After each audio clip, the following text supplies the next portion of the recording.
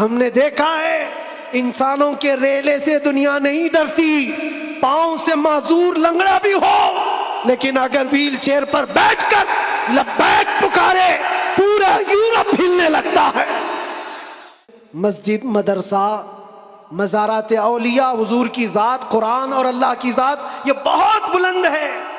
صرف تمہاری داڑھی کی طرف بھی انگلی اٹھانے کی کسی کی ہمت نہ ہوتی اگر تم سچے غلام ہوتے، کیونکہ یہ اللہ کا وعدہ ہے، وَلَا تَهِنُوا وَلَا تَحْزَنُوا وَأَنْتُمُ الْأَعْلَوْنَ إِن كُنتُم مُؤْمِنِينَ۔ تم گھبراؤ مت، پریشان مت ہو، تم سب سے زیادہ بلند رہو گے اگر تم سچے ایمان والے ہو۔ توحید کی امانت سینوں میں ہے ہمارے، آسان نہیں مٹانا نام و نشاں ہمارا۔ اس بات کو یاد رکھو، تمہارے مٹ جانے سے، میرے قتل ہو جانے سے اسلام نہیں مٹتا، اسلام ختم نہیں ہوتا۔ اندھے لوگ اگر یہ سوچ کر کے بم برسا رہے ہوں، قتل عام کر رہے ہوں، تو انہیں کان کھول کر سوچ لینا چاہیے کربلا کی دھرتی پر امام حسین کے پورے خاندان کو قتل کر دیا گیا، اس وقت جب اسلام نہیں رکا تھا، تو اس سیلاب سے کبھی اسلام نہیں رکنے والا۔ دنیا کو پتہ ہے یہ سویا ہوا شیر جاگ گیا تو بہتوں کی نیند حرام کر دے گا۔ جتنے کتے ہیں سب بل میں چلے جائیں، حقیقت ہے جتنے کتے ہیں سب بل میں چلے جائیں۔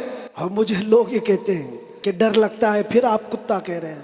میرے عزیزو، ہم ہندوستان میں رہتے ہیں، ہماری ہر گلی کوچے میں کتا ہوتا ہی ہے۔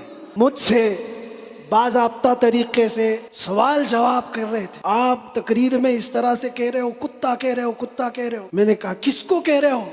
میں نے کہا کتے کو کتا کہا، کس کو کہا جائے گا؟ ہم کتے کو کتا نہ کہیں تو آپ بولے ٹامی بولے، مجھے اس سے لینا دینا نہیں ہے۔ بات یہ ہے کتے کیوں بھوک رہے ہیں اس سے کیا غرض، شیر کیوں سویا ہے اس سے غرض ہے۔ مجھے کون پہچانتا تھا، میں کس خاندان سے ہوں یہ میٹر نہیں کرتا۔ میں اپنے باپ کے نام سے، اپنے خاندان کے نام سے یا کوئی سیاسی عہدہ رکھنے کی وجہ سے نہیں پہچانا جاتا، بلکہ اگر پہچانا جاتا ہوں تو صرف اس بنیاد پر جب تک بکے نہ تھے تو کوئی پوچھتا نہ تھا یا رسول اللہ تم نے خرید کر ہمیں انمول کر دیا، لبیک یا رسول اللہ۔ بارگاہ رسالت مآب صلی اللہ علیہ وسلم میں درود پاک کا ہدیہ پیش کریں۔ اللہم صلی علی سیدنا و مولانا محمد معدن الجود والکرم وآلہ واصحابہ الکرام وابنہ الکریم وبارک وسلم صلاة دائمة سرمدا ابدا۔ پھونکوں سے یہ چراغ بجھایا نہ جائے گا،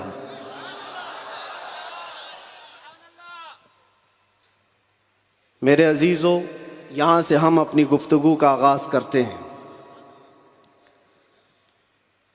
آپ کے ہاں اتنا بڑا مجمع جو بیٹھا ہوا ہے، میں محسوس کرتا ہوں کہ علم کا ایک قلعہ آپ کے پاس موجود ہے، علماء کا ایک ذخیرہ موجود ہے، اور بہترین بولنے والے علماء ہیں۔ ناظم اجلاس مجھ سے پیشتر جس طرح سے انہوں نے مدرسے کا تعارف کرایا ہے، اللہ تعالیٰ اس مدرسے کو ہمیشہ شاد و آباد رکھے، مرکز اہل سنت و جماعت، مرکز عشق رسول بنائے۔ ہماری یہاں پر اتنے لمبے سفر کر کے آنے کی ضرورت نہیں ہوتی، اور میں یہ جانتا ہوں کہ لوگ سننا کم اور دیکھنا زیادہ چاہتے ہیں، اور اس کی وجہ بھی ہے کہ دنیا اپنے اپنے حساب کے مجرے کرنے والے سیلیبریٹیز کو دیکھتی ہے، تو یہ امت محمدیہ ہے، نبی کے قیدی کو دیکھنا چاہتی ہے۔ ظاہر سی بات ہے، جیل سے چھوٹنے کے بعد آدمی چہرہ چھپا کے گھومتا ہے،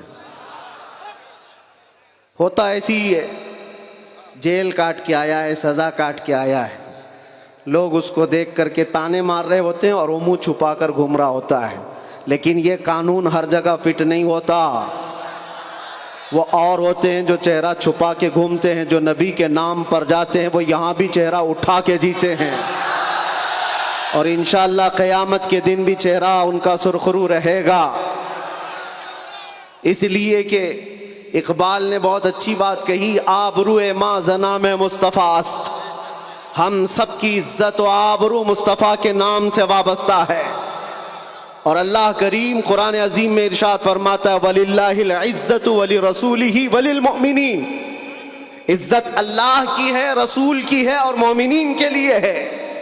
ہم نے دیکھا ہے میرے عزیزو، جن لوگوں کو آج سیلیبریٹی کہا جاتا ہے یا پاورفل شخصیت کہا جاتا ہے، سیاست میں آنے کی وجہ سے یا پھر گلیمر کی دنیا میں آنے کی وجہ سے، ٹیلی ویژن کے اوپر آنے کی وجہ سے، ان کے حالات ایسے ہیں کہ جب تک جوانی ہے ان کی چاندنی ہے، اور جب تک ان کا شباب ہے وہ چمک رہے ہیں۔ جہاں چہرے پہ جھریاں پڑ گئی نیا ہیرو آ جائے گا، دنیا ایک نیا ہیرو اپنا ڈھونڈ لیتی ہے، اور یہ دنیاوی حسن و جمال پر اترانے والوں کی زیادہ لائف نہیں ہوتی، وہ برقرار نہیں رہ سکتے، نہ ہی سیاست کی کرسی پر بیٹھ کر کے اقتدار جمانے والے، ہم نے ان کو بھی دیکھا ہے، نئی پارٹی آئی اور بوڑھے کو سائیڈ میں لگا دیا گیا۔ اب بوڑھوں کو کوئی پوچھتا بھی نہیں ہے، 40 سال بیچارے خدمت کرتے رہے اور آج ریٹائرمنٹ کی کربناک زندگی گزارنے پر مجبور ہو گئے۔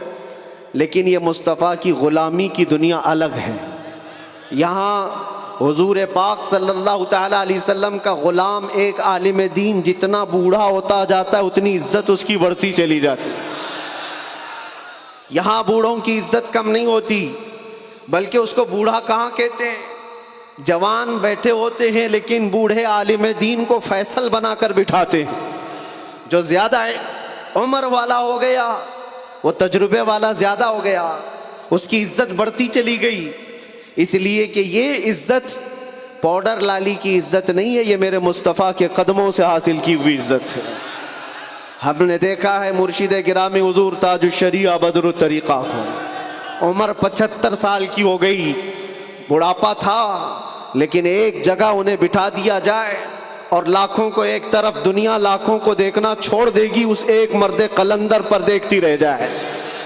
کیا یہ حقیقت نہیں؟ ان کو دیکھی ہوئی آنکھیں موجود ہوں گی۔ وہ حسن و جمال نبی پاک صلی اللہ تعالیٰ علیہ وسلم کی غلامی سے حاصل کیا ہوا حسن و جمال ہے۔ اسی لیے میرے عزیزو یاد رکھو، اسی بات پر میں کہتا ہوں، آبرو ما زنا میں مصطفیٰ است، ہم سب کی عزت و آبرو مصطفیٰ کے نام سے ہے۔ ہرچے دری دنیا باد مصطفیٰ است، جو کچھ اس دنیا میں ہمارے پاس ہے وہ نبی کے بعد ہے۔ جو بھی رشتہ ناتا ہے، جو بھی تعلق ہے، وہ سب حضور پاک کے بعد ہے۔ نبی سے ہو جو بیگانہ اسے دل سے جدا کر دے، پدر مادر برادر جان و مال ان پر فدا کر دے۔ یہ ایمان کا تقاضا ہے اور ایمان اسی کا نام ہے۔ اور اعلیٰ حضرت امام اہل سنت فاضل بریلوی کیا فرماتے ہیں؟ ایمان کسے کہتے ہیں؟ اس کی دو چند مثالیں آپ کے سامنے رکھتا ہوں، اور جب یہ ایمان آ جائے تو میرے عزیزو، یہ جو آندھیاں چل رہی، یہ جو طوفان آئے ہوئے ہیں، یہ رخ موڑ لیں گے۔ اس لیے کہ سنا ہے قدسیوں سے میں نے کہ وہ شیر پھر ہوشیار ہوگا۔ اقبال نے کہا تھا، نکل کر کے صحرا سے جس نے الٹ دیا تھا تخت روما کو،